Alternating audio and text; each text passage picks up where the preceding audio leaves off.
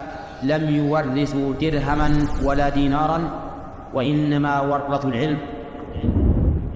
സകാത്തുൽ ഫിത്ർ എന്നുള്ളത്, അതിനെ സംബന്ധിച്ച് പ്രധാനപ്പെട്ട ചില വിധിവിലക്കുകൾ പറയാം. നമുക്ക് ജീവിതത്തിൽ ആവശ്യമായിട്ട് വരുന്നതായതുകൊണ്ട് തന്നെ അത് അറിഞ്ഞിരിക്കുക എന്നുള്ളത് ഒരു മുസ്ലിമിന്റെ ബാധ്യതയാണ്. ഒന്നാമതായി സകാത്തുൽ ഫിത്ർ എന്നുള്ളത് നിർബന്ധമായ ബാധ്യതയാണ്. അബ്ദുല്ലാഹ് ബിൻ ഉമർ റളിയല്ലാഹു അൻഹു പറഞ്ഞു, ഫറള റസൂലുള്ളാഹി സകാത്തുൽ ഫിത്ർ, നബി സല്ലല്ലാഹു അലൈഹി വസല്ലം സകാത്തുൽ ഫിത്ർ നിർബന്ധമാക്കിയിട്ടുണ്ട്. ആരൊക്കെയാണ് സകാത്തുൽ ഫിത്ർ നൽകേണ്ടത്? നബി സല്ലല്ലാഹു അലൈഹി വസല്ലം പ്രവാചകനിൽ നിന്ന് അബ്ദുല്ലാഹ് ബിൻ ഉമർ ഉദ്ധരിക്കുന്നു, ഫറള റസൂലുള്ളാഹി സകാത്തുൽ ഫിത്രി അലൽ അബ്ദി വൽ ഹുർരി വൽ ദകരി വൽ ഉൻസ വസ്സഗീരി വൽ കബീരി മിനൽ മുസ്ലിമീൻ. അടിമയാണെങ്കിലും അതല്ല സ്വതന്ത്രനാണെങ്കിലും ആണാണെങ്കിലും പെണ്ണാണെങ്കിലും വലിയവരാണെങ്കിലും ചെറിയവരാണെങ്കിലും അവർക്കൊക്കെ സകാത്തുൽ ഫിത്ർ നിർബന്ധമാണെന്ന് മഹാനായ റസൂലുള്ളാഹി സ്വല്ലല്ലാഹു അലൈഹി വസല്ലം പഠിപ്പിച്ചതായി അബ്ദുല്ലാഹ് ബിൻ ഉമർ റളിയല്ലാഹു അൻഹു പറയുന്നു. അതുകൊണ്ട് സഹോദരങ്ങളെ, നമ്മുടെ വീട്ടിലുള്ള എല്ലാവരുടെ പേരിലും സകാത്തുൽ ഫിത്ർ നാം നൽകണം. ഭാര്യയാവട്ടെ മക്കളാവട്ടെ എല്ലാവരുടെ പേരിലും സകാത്തുൽ ഫിത്ർ നൽകണം. വീട്ടിൽ ഗർഭിണികളുണ്ട് എങ്കിൽ അവരുടെ ഗർഭസ്ഥ ശിശുവിന് സകാത്തുൽ ഫിത്ർ നിർബന്ധമല്ല. ഇനി ആരെങ്കിലും നൽകുകയാണെങ്കിൽ അത് അനുവദനീയമാണ്, പക്ഷേ നിർബന്ധമാവുകയില്ല. ജീവിച്ചിരിക്കുന്ന ആളുകൾക്ക് മാത്രമാണ് സകാത്തുൽ ഫിത്ർ നിർബന്ധമാവുക. ഇനി എന്താണ് ഫിത്ർ സകാത്തിന്റെ ലക്ഷ്യം? എന്തിനു വേണ്ടിയിട്ടാണ് നാം ഇത് നൽകുന്നത്? അതും റസൂലുള്ളാഹി സ്വല്ലല്ലാഹു അലൈഹി വസല്ലം പഠിപ്പിച്ചു തന്നു. അബ്ദുല്ലാഹ് ബിൻ അബ്ബാസ് റളിയല്ലാഹു അൻഹു പറഞ്ഞു, ഫറള റസൂലുള്ളാഹി സകാത്തുൽ ഫിത്ർ, നബി സല്ലല്ലാഹു അലൈഹി വസല്ലം സകാത്തുൽ ഫിത്ർ നമുക്ക് നിർബന്ധമാക്കിയത് തുഹ്റതൻ ലിസ്സായിമി മിനൽ ലഗ്വി വറഫത്ത്.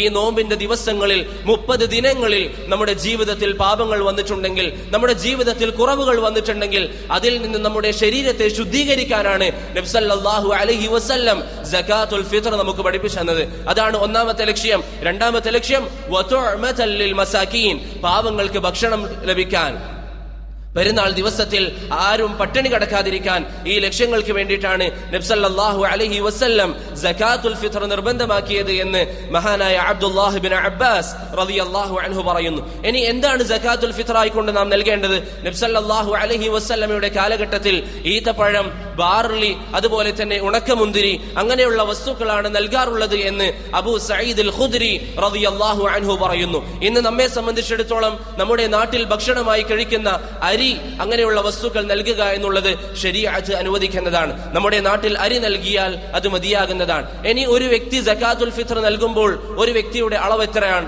നബി സല്ലല്ലാഹു അലൈഹി വസല്ലം പഠിപ്പിച്ചു, സാ ആണ് ഒരു വ്യക്തി നൽകേണ്ടത്. ഒരു വ്യക്തി നൽകേണ്ട അളവ് എന്ന് പറയുന്നത് ഒരു സാ ആണ്. ഒരു സാ എന്ന് പറഞ്ഞാൽ നല്ല സാധാരണ രൂപത്തിലുള്ള ഒരു മനുഷ്യൻ, അധികം തടിയും അധികം നീളവും ഇല്ലാത്ത സാധാരണ രൂപത്തിലുള്ള ഒരു മനുഷ്യൻ, അവന്റെ 2 കൈ നിറയെ 4 തവണ അരിയെടുത്താൽ എത്രയാണോ ലഭിക്കുക അതാണ് ഒരു സാ എന്നുള്ളത്.